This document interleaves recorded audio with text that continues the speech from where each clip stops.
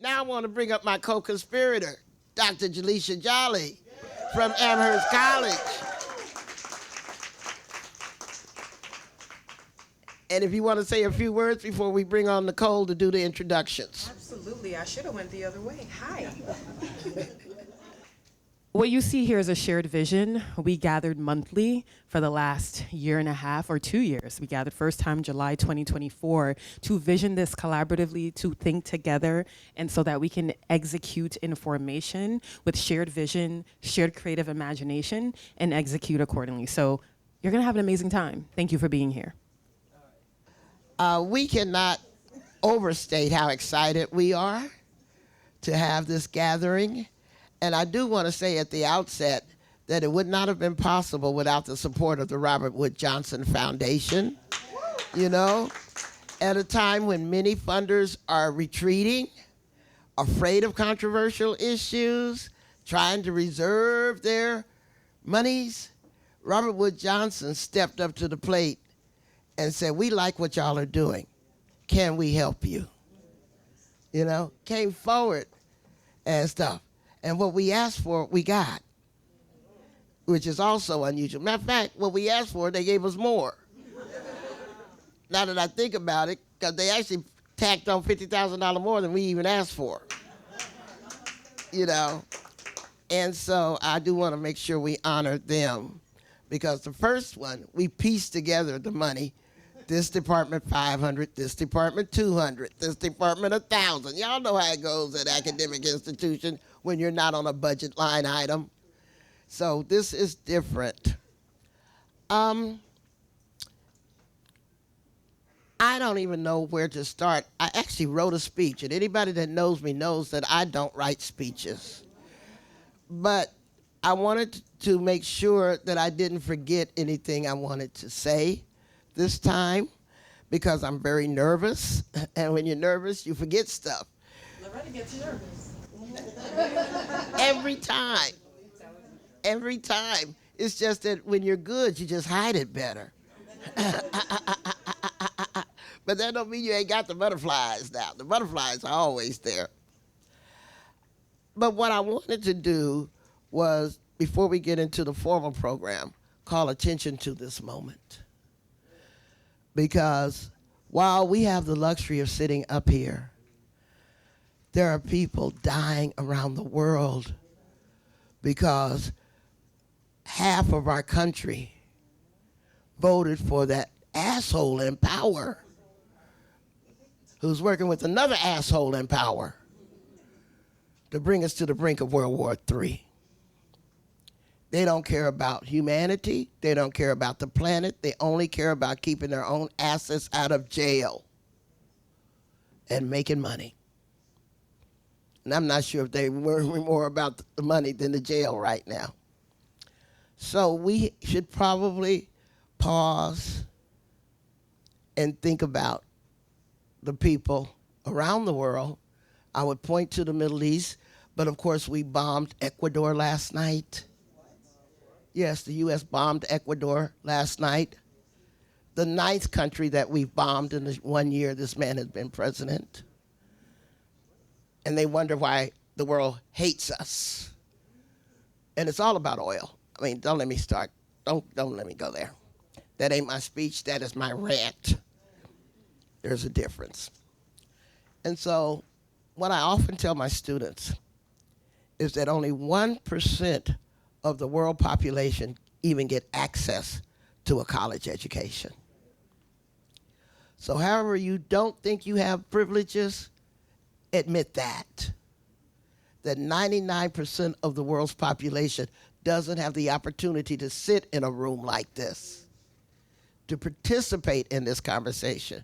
So while you busy talking about how sick and tired you are, let's be clear. You have a responsibility to that privilege.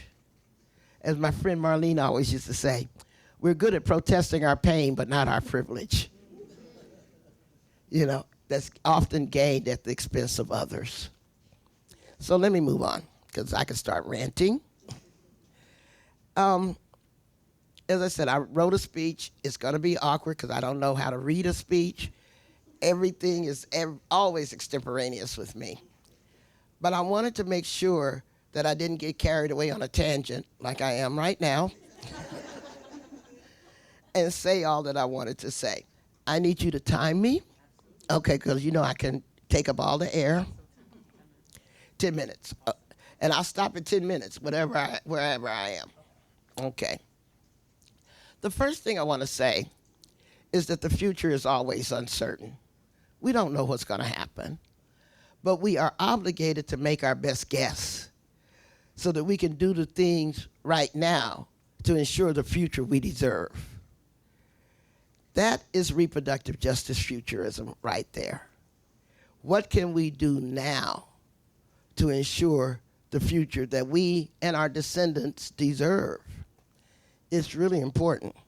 Sometimes we're so preoccupied with the problems of the present, that we kick a lot of things down the road. The same way our society kicked the fragility of a white supremacist democracy down the road until it became too late to recognize that this hasn't been a democracy for most of us at all. A friend of mine named Andy Smith says we've got to stop saying that America is at war. As an indigenous person, she says America is war on everybody around the world and stuff. So we shouldn't have to do that. Another thing that I'm fond of saying, because I read it on the internet, is that we shouldn't have to apologize for the lessons we didn't know that only time could teach. When someone said that to me, I was like, wow, this is about self-forgiveness. This is about understanding that vulnerability is a strength, that everything is knowable and learnable if you're humble enough to appreciate that only time could teach you some things you need to know. And if you don't know it now, maybe it ain't your time to know it now. There's a mother of Afrofuturism that I want to call into the room named Jewel Gomez. She wrote in 2016 how Afrofuturism and social change has so much to show us about the possibilities for social change and equality. I'm hoping that at some point that we do a timeline of these foremothers of Afrofuturism and reproductive justice futurism. You know, black lesbian poet Jewel Gomez. Until I did my research, I didn't know that she was writing speculative fiction 20, 25, 30 years ago. To the extent that we know people from back then, it's Octavia Butler, and we're like, who else?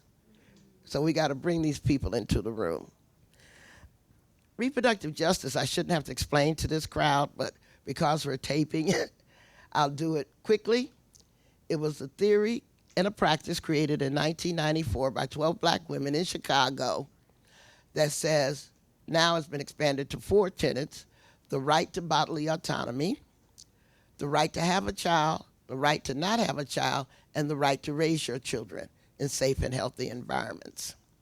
Now, reproductive justice futurism marries Afrofuturism, the belief that black people not only have a future, but are important to a future happening at all, right? And it marries to reproductive justice. And one of the things that I really, really like about reproductive justice theory is its flexibility, its adaptability, its expandability.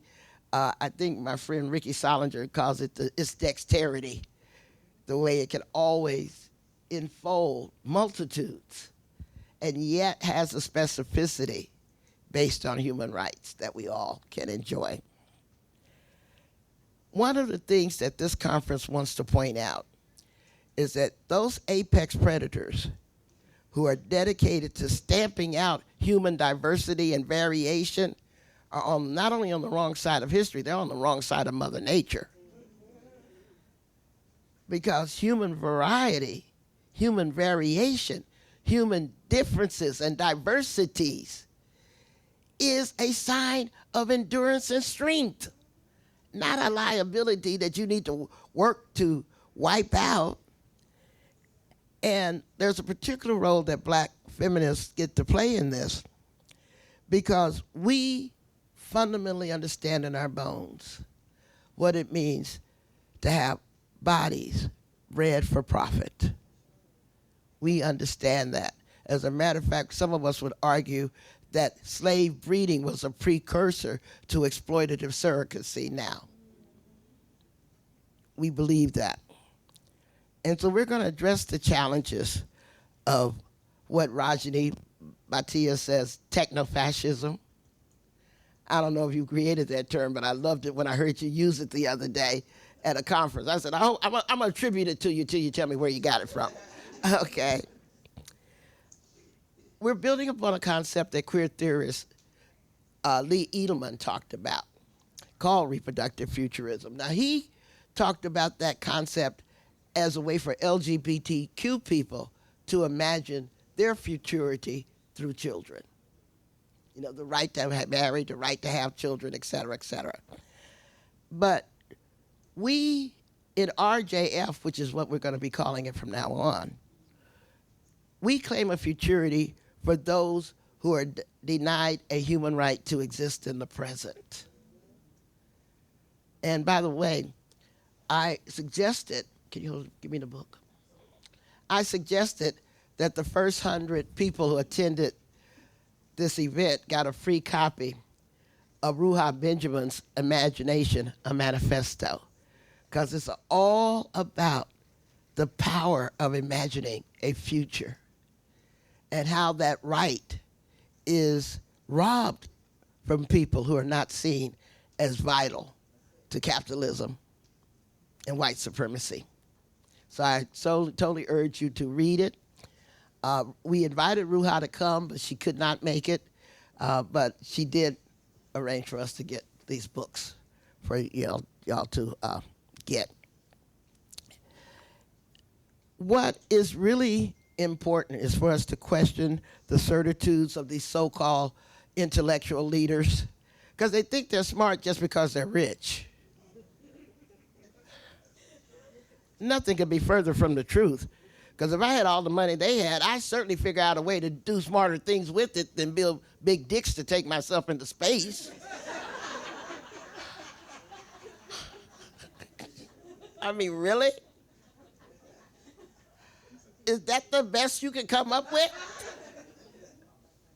Right? I mean, really.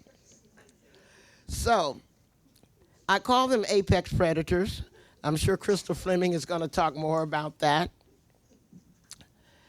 Because we've got to unmask how decisions around reproductive technologies are in fact political as well as economic decisions. The decision about who should survive, who should plan a future. Okay, here I am, digressing again. I've been working on teen pregnancy since I was a teen mother, which had a baby in 1969, so that's a long damn time. Using a reproductive justice futurist analysis, are rethinking what teen pregnancy means for us right now. Because we are witnessing teen pregnancy from children who do not imagine that they have a future, because they're being denied educational and economic opportunities that they don't see in their communities.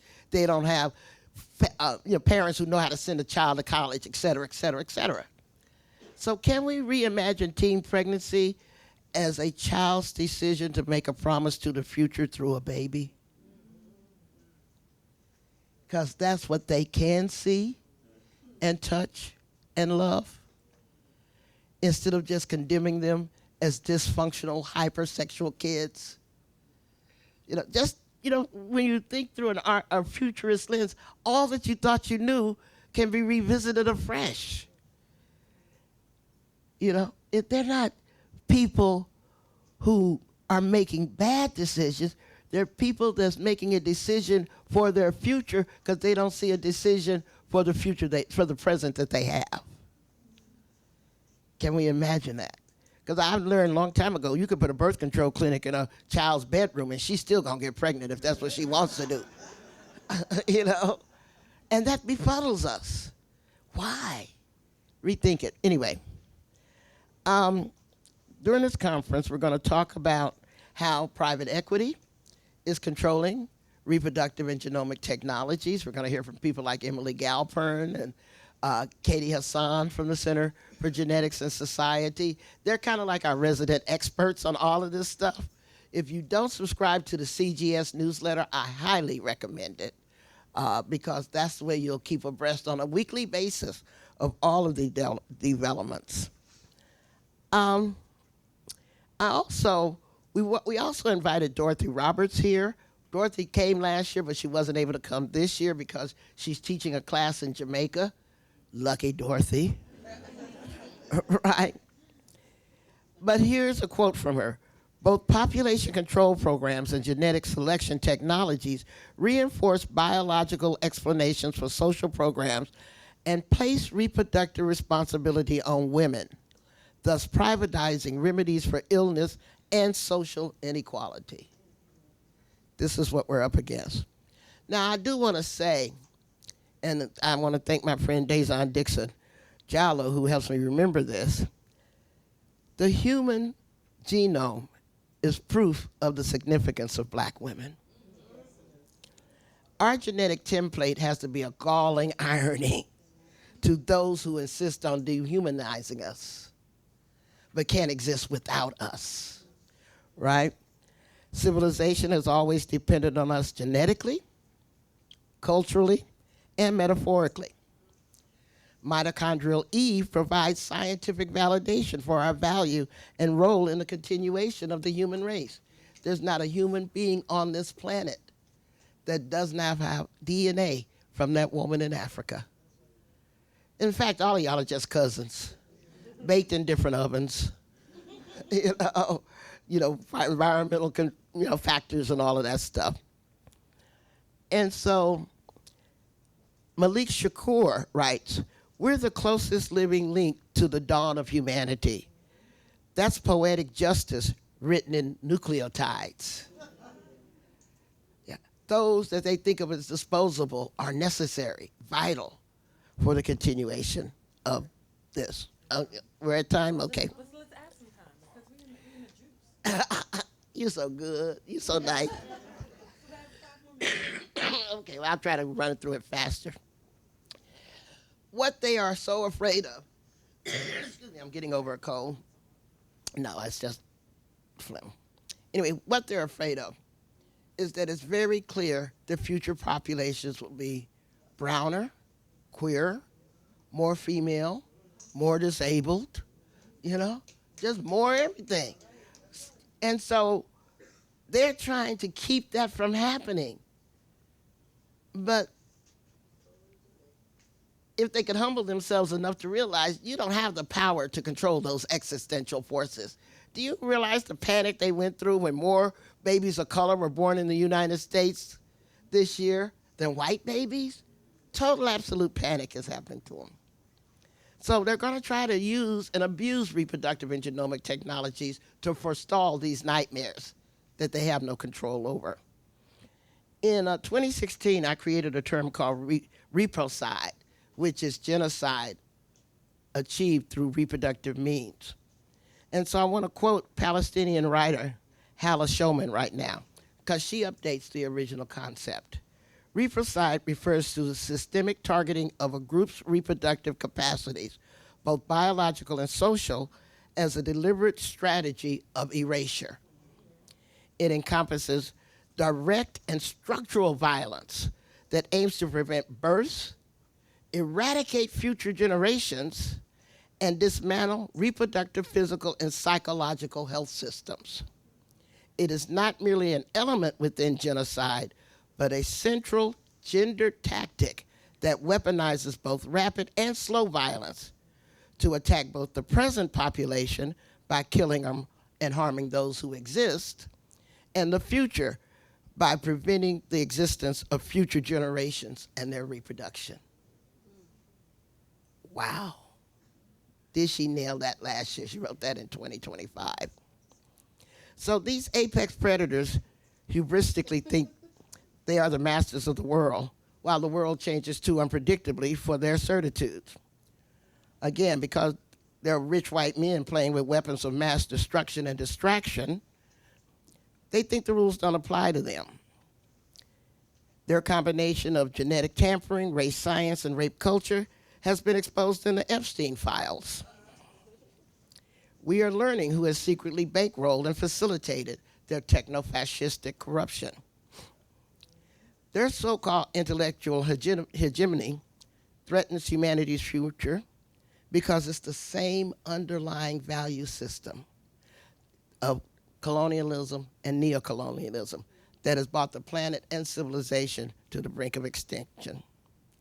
They want to subjugate the rest of humanity.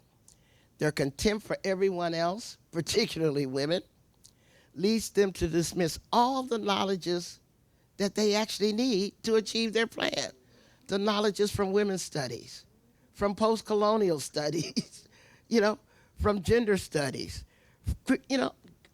queer studies, all the things they need, they disdain and they're just funding. Make that make sense. You want to be on top, but you don't want to learn the knowledge that is necessary to actually be on top, right? So we've got to criticize these barely regulated reproductive and genomic technologies that prioritize profits over morality and safety. And we also understand that technology does not present itself in a vacuum. We understand that these apex predators lack moral intelligence, but even basic common sense could have told them that karma applies to everyone. And she got good aim. So let's move on. We've seen the abuse of technology before, like when Germany used IBM technology to identify Jews for extermination. We know what can happen. Like they're using facial recognition now to imprison people. They're secretly collecting all of our DNA with no regulation. So they're going to Henry Lax all of us. We can expect that and stuff. They want to track our periods and stuff. So I want to close, because I've been graciously given more time, by saying, and skipping ahead, that I think our most important task right now is to not doubt our significance and our importance. They want us to not believe we can do anything to change the world, but the things that they are afraid of is our natural playground. The world of chaos and ambiguity excites us, like Gloria Anzaldúa said, and they're scared of it. We're on the side of the cosmos while they're trying to control it. And we know they're going to fail at that. Mastery of technology does not mean control of the cosmos. And their apparent lack of humility in recognizing their own insignificance endangers the planet. So we're going to continue to have these conversations around reproductive justice, futurism. I don't know if I'm ready to go on and start another third one right now, to be honest. But our task today is to future-proof reproductive justice. And I want to close with that. Thank you all for listening to me.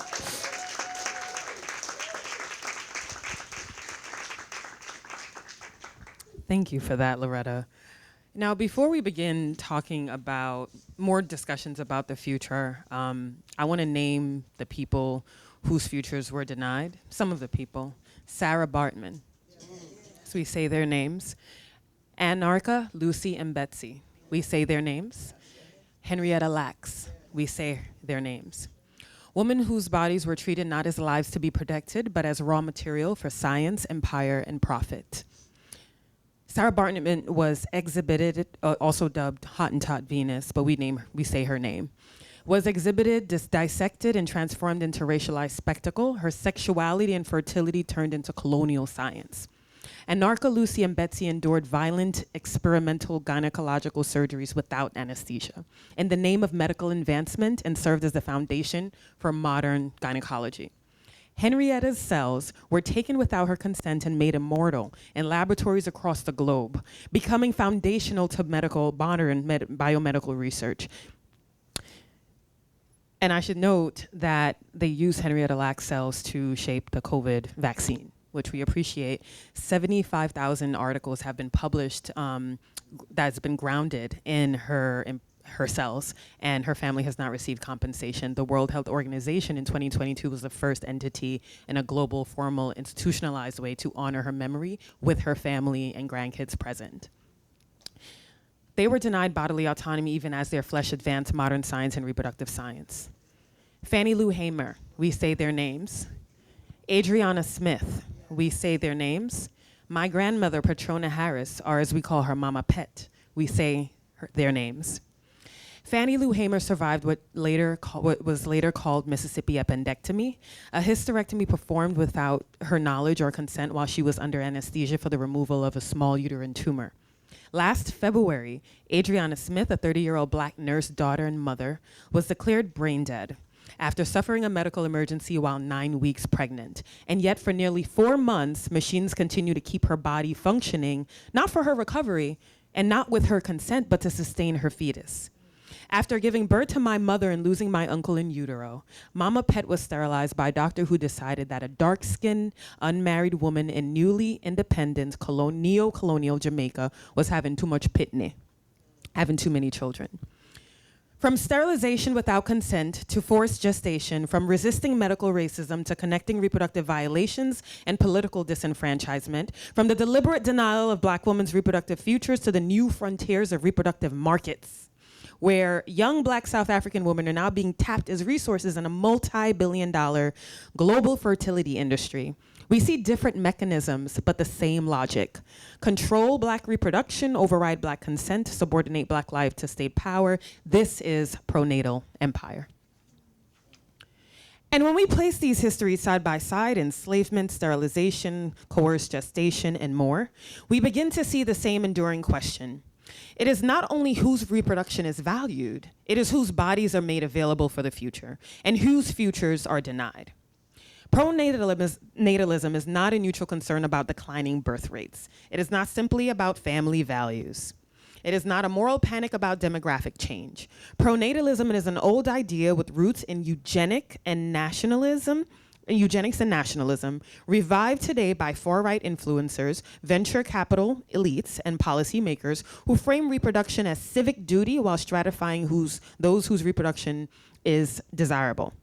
It encourages wealthy, white, cisgender, able-bodied married couples to reproduce while punishing and coercing, surveilling, or obstructing everyone else. It is reproductive engineering masquerading as social concern. This is pronatal empire. And that logic has not disappeared. It has upgraded. We are witnessing a new form of eugenics disguised as scientific progress. Silicon Valley elites promote embryo selection, polygenetic scoring, and inheritable genome editing, technologies available primarily to the wealthy. While Medicaid is gutted, maternal health deserts expand, reproductive health and HIV/AIDS services underfunded, divested from, or simply don't exist, and Black and brown women die in childbirth at 3 to 4 times the rate of white women and birthing people. Innovation without justice is replication. And as my colleagues Sidney Curtis, Nicole Sessions, and I argued in Miss Magazine back in October, pronatalism is not simply about life and encouraging reproduction. It is about power. It is about engineering the future. It determines who gets the parent, who is forced to reproduce, who is denied the right to make decisions about their bodies, whose children should populate that future and who should not. And Adriana Smith's story is no outlier. It's a chillingly clear window into how pronatalist ideologies born in slavery continue to govern Black women's lives, deaths, and afterlives. Enter Black feminisms. And that is why Black feminists taught us decades ago that reproductive politics cannot be understood outside the architecture of racial power. Is Billy Avery in the room yet? Not as...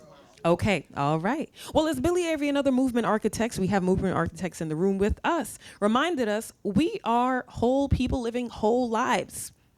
As Dorothy Roberts demonstrates to us, the regulation of Black reproduction has always been central to racial domination and begins in slavery, when children born to enslaved women belong to slaveholders from the moment of conception. And any movement that claims to care about reproduction must care about housing, disability, environment, sexuality, safety, labor, and freedom from violence, as Billy Avery reminds us. As Loretta Ross tells us, RJ is not simply about asserting the rights. It is about creating the enabling conditions that make those rights real. Right, Loretta? Including having the access, safety, and resources necessary to exercise bodily autonomy. Dazon Diallo-Dixon is in the room. As Dazon taught us, has long modeled and taught, through Sister Love's leadership, reproductive justice must also be grounded in HIV advocacy, global solidarity, and the lived realities of Black women navigating systems of health inequity and state neglect. And she's always used a transnational lens. All right, let's give it up for Dazon.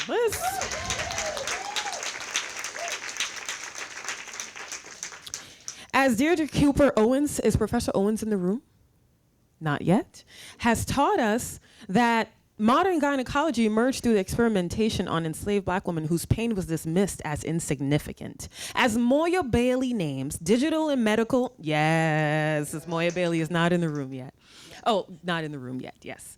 As Moya Bailey names, digital and medical cultures reproduce racialized misogyny through misogynoir, the specific hatred directed at Black women that travels seamlessly between online platforms, clinical spaces, public policies, and beyond. As Ruha Benjamin warns, that the technologies we celebrate as progress, from genetic testing to AI to genomic medicine, often replicate old hierarchies in sleek new forms, including determining who has access, safety, and resources, and even further, and access to the conditions necessary to exercise bodily autonomy. Alexis Pauline Gumbs pushes us to widen our lens even further, reminding us that Black feminist traditions have long practiced forms of reproduction and mothering that exceed biology. Communal labor devoted to nurturing lives that the dominant order never intended to flourish. Brittany Cooper, are you in the room as yet? She comes tomorrow. All right, we have several people joining us tomorrow, but we give them flowers nonetheless. And as Brittany Cooper insists that Black women's intellectual and digital labor, whether through hip-hop feminisms, public commentary, online collectives, constitute a tradition of world-making that refuses respectability as the price of survival. And as Monica McLemore, who is not in the room but wanted to make it, argues from the front argues from the front lines of reproductive health and nursing science, the crisis is not only technological or cultural, but clinical. Health systems routinely ration dignity, credibility, and care across along racial lines. And collectively, they remind us that Black feminist thought is not merely critique, it is infrastructure, it is archive, it is insurgent pedagogy and practice, shaping how we imagine justice in real time. I keep emphasizing, we will live to see this future. Maybe we won't, but we will definitely create it in the present. Reproductive justice demands structural transformation, and while it is not the sole responsibility of Black women, we are certainly leading in its shaping. Misogynoir is not simply cultural hostility, it is structuring force that shape digital systems, health systems, and policy regimes. Technology does not disrupt hierarchy, it scales it. And this is why reproductive justice futurisms exist. And as many of you know, this is work in collaboration with my collaborator, Loretta Ross, and we really convene to proactively respond to the challenges and possibilities of countering eugenics recast as scientific progress. We gather not from a place of reaction, oh no, we gather from a site of regenerative reimagination. The future we are co-imagining is one where Black feminist wisdom is not treated as hindsight, but as foresight. Where those most impacted by reproductive and scientific violence are resourced to design the systems meant to govern their lives. A future rooted in lineage and legacy, and accountability, and interdependence and collective survival. I promise I'm finishing up. Are you counting the time, Loretta? No. Okay. RJF combines reproductive justice and Afrofuturism because Black people have the human right to imagine futures, not merely survive their distortions. We must update this term, as Loretta shared, because what we are witnessing now is not new, it's accelerated.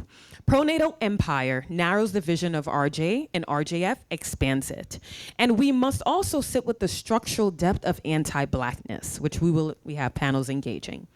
What we confront: border regimes, demographic panic, reproductive nationalism, white supremacist violence, domestic terrorism, carceral surrogacy, genetic desirability markets, is rooted in anti-Blackness. Specifically, in the afterlife of slavery, shout out to Sadia Hartman, that continue to structure life for African American descendants of enslaved people through criminalization, dispossession, and reproductive surveillance, just to name a few. At the same time, Black diaspora communities are often positioned within selective and conditional frameworks of belonging, shaped by citizenship status, immigration precarity, labor exploitation, and deportation regimes. Their inclusion is frequently unstable, contingent, and instrumental. And across these different structural locations, Black communities experience different types of management, sometimes incorporated, sometimes excluded, sometimes rendered hyper-visible, sometimes disposable, depending on the needs of the state.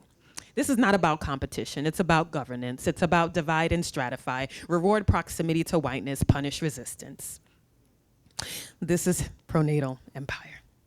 So this is how empire stratifies Black life, allocating vulnerability, precarity, limited protection in uneven ways, while maintaining the underlying structures intact. And that structure is global. As we were planning this, we wanted to emphasize that it must be transnational in its conception and how we engage, local and global. Apartheid South Africa drew from Jim Crow. It refined racial and population management strategies that circulated across colonial regimes. Jim Crow was studied. Past laws travel, techniques of surveillance, containment, and reproductive control move through medical schools, missionary networks, and policy frameworks. Reproductive governance has always been imperial. And yet here we are. Not resigned. Afro-pessimism tells us anti-Blackness is foundational to modernity, and Black feminism tells us clarity is not surrender. Black feminist world building begins with refusal. Refusal to be optimized, refusal to be engineered, refusal to be gestational labor for empire, refusal to accept a future that requires our disposability. But we do not stop at refusal. We build. We build coalitions across scholars, organizers, clinicians, artists, technologists, students, visionaries, elders, movement builders, and more. Because no single discipline can answer the ethical, political, and existential questions before us. We ask, what futures are we imagining? What legacies can we build upon? How will we get there? What challenges and opportunities are we facing? Futures are not neutral horizons. They are contested terrains, and we are not guests there. We are architects. The bodies denied futures are why we demand one now. And we enter the closing and call and response, okay? When I point to you, you say no future without us. Ashe. Not without Black women, not without queer and trans people, not without disabled communities, not without migrants, not without those historically cast as disposable. Pronatal empire privileges a future for elites. Reproductive justice futurisms insist on a future of collective liberation. So today, as we convene across generations and geographies, let us be clear-eyed. Let us be unsentimental. We can be sentimental too a little bit, but let us be bold enough to imagine reproductive justice futures that are not collective, that are not only collective, but are grounded in autonomy, dignity, and the right not only to survive, but to thrive and flourish with vibrance, intention, and soul. Because futurity belongs to those most targeted, and we are still here. Thank you.